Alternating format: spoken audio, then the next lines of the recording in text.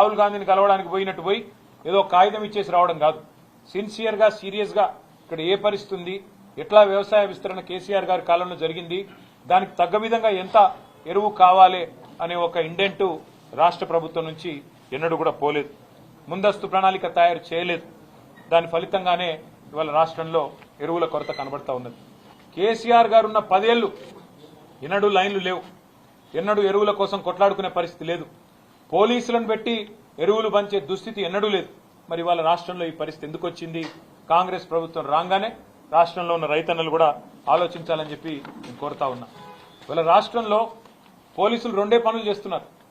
అయితే ఒకటి బీఆర్ఎస్ నాయకుల మీద కేసులు పెట్టాలి, ఎట్లా సోషల్ మీడియాలో పోస్టులు పెట్టినా కూడా చిన్న చిన్న పిల్లల్ని కూడా భయపెట్టాలనేది ఒకటి.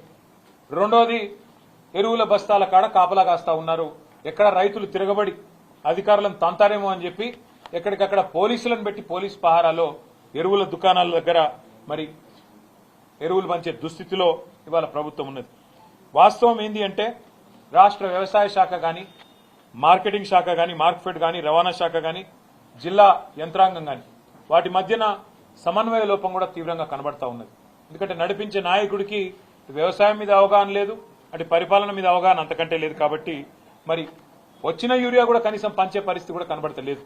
అట్లాగే మరి ఇంకా దారుణం ఏంటంటే ఒకవైపు చాంతాడంత లైన్లు ఏ ఊరికి పోయినా కనబడుతుంటే, వేల మంది వర్షాల్లో కూడా లైన్లలో తల్లడిల్లిపోతుంటే ముఖ్యమంత్రి గారు మాత్రం రాష్ట్రంలో ఎరువుల కొరతనే లేదు, షార్టేజ్ లేనే లేదు, ఇదంతా కృత్రిమ కొరత, సోషల్ మీడియా సృష్టి అని పనికిమాలిన డైలాగులతో టైంపాస్ చేస్తా ఉన్నారు తన జూబ్లీ హిల్స్ ప్యాలెస్ లో కూర్చొని.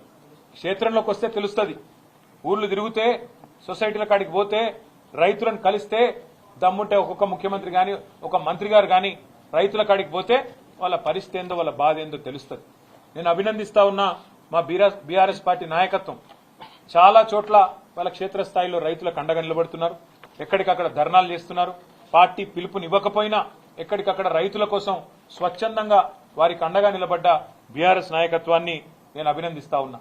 ఊరూరా రైతులు ఆధార్ కార్డులు పెట్టి, వాటి మీద రాళ్లు పెట్టి, క్యూ లైన్లో చెప్పులు పెట్టి మరి రాష్ట్ర ప్రభుత్వానికి సిగ్గొచ్చే విధంగా ఇవాళ మీడియా ఆ దృశ్యాలు ప్రసారం చేస్తూ ఉంటే కాంగ్రెస్ ప్రభుత్వం అవి కనబడనట్టు, రైతుల ఆక్రందనలు వినబడనట్టు, రాష్ట్రంలో కొరత లేదు అని సిగ్గులేని మాటలు మాట్లాడుతూ ఉన్నది.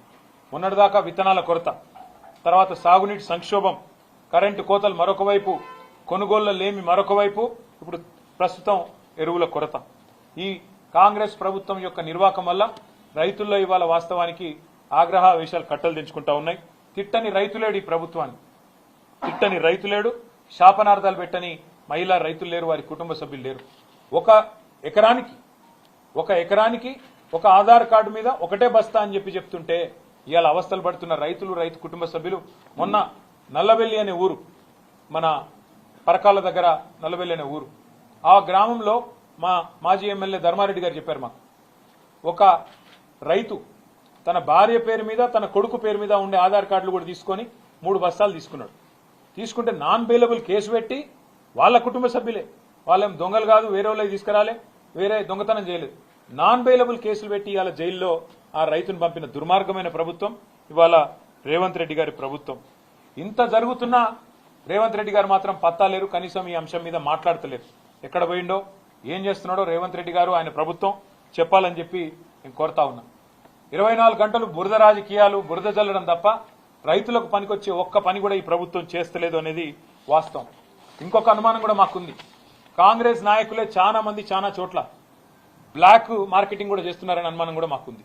లేకపోతే ఇంత షార్టేజ్ రాదు. కేసీఆర్ గారు ఉన్నప్పుడు 10 ఏళ్లు ఎన్నడూ ఒక్కరోజు కూడా రైతుకు అవస్థ ఉండదు ఎరువుల కోసం. కాంగ్రెస్ రాగానే ఎందుకు స్టార్ట్ అయింది ఇట్లా సడన్ గా? బఫర్ స్టాకులు పెట్టుకునే విధానం కానీ, ఇంకోటి కానీ, ఆ నైపుణ్యం కానీ అధికారులకు ఉంది. అధికారులను పనిచేయనిస్తే వాళ్ళు బ్రహ్మాండంగా చేస్తారు. కానీ మా అనుమానం అయితే ఖచ్చితంగా ఈ బ్లాక్ మార్కెటింగ్ ఏదైతే జరుగుతున్నదో, ఇవాళ బ్లాక్ మార్కెట్లో ఎరువులు అమ్ముతున్నారో దాని వెనుక కూడా కాంగ్రెస్ వాళ్ళు ఉన్నారనేది మా అనుమానం. ఈ విషయంలో కూడా రైతులు అప్రమత్తంగా ఉండాలని చెప్పి కూడా మేము కోరుతా ఉన్నాం. ప్రైవేట్ కంపెనీల నుంచి మరి వాటికి లబ్ధి చేకూర్చి వాటి నుంచి భారీగా ముడుపులు దొబ్బాలన్న ఆలోచన ఏమైనా ప్రభుత్వానికి ఉందా? లేదా కాంగ్రెస్ నాయకుల దందాలు క్షేత్రస్థాయిలో జరుపుకునే విధంగా రేవంత్ రెడ్డి గారి అనుచరులు, కాంగ్రెస్ నాయకులు వాళ్ళేమన్నా ఈ బ్లాక్ మార్కెటింగ్ చేసి గోదాములలో దాస్తున్నారా? కృత్రిమ కొరత సృష్టించి రేటు పెంచి రైతును ఆగం చేసి మరి వారి దగ్గర ఎక్కువ డబ్బులు గుంజే ప్రయత్నంలో ఉన్నారా? ఇది కూడా తప్పకుండా రైతులు ఆలోచించాలి. ఇంకా ఘోరం ఏంటంటే ఇక్కడ ముఖ్యమంత్రి ఏమో కొరత లేదు, ఆర్టిఫిషియల్ షార్టేజ్ అని ముఖ్యమంత్రి చెప్తాడు. కానీ కాంగ్రెస్ పార్టీ ఎంపీలేమో అక్కడ బీజేపీ ఏదో ఇస్తలేదు అని వాళ్ళు ధర్నా చేస్తా ఉన్నారు. అంటే ఎవరది డ్రామా అయినా ఇద్దరులా? ముఖ్యమంత్రి ఆడుతున్నది డ్రామానా? కాంగ్రెస్ ఎంపీలు చేస్తున్నది డ్రామానా? ఏది